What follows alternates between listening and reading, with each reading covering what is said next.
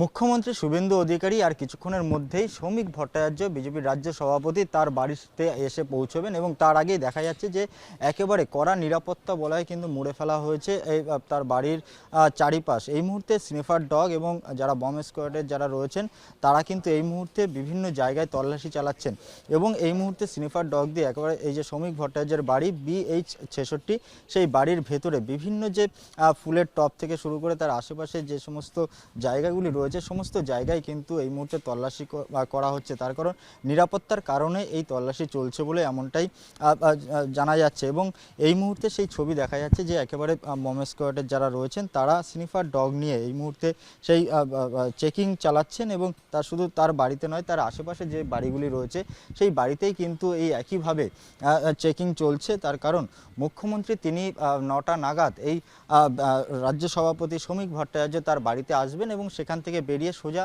Party অফিসে চলে যাবেন। তার আগেই দেখা যাচ্ছে যে একেবারে আঁটোসাঁটো নিরাপত্তা রয়েছে এখানে এবং বিধাননগর পুলিশ তারা রয়েছেন, কেন্দ্রীয় বাহিনী রয়েছে এবং তার পাশাপাশি স্নিফার ডগ দিয়ে চেকিং চলছে।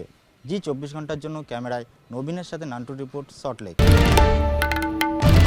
বাংলার আওয়াজ, বাঙালির আবেগ, জি 24 ঘন্টা।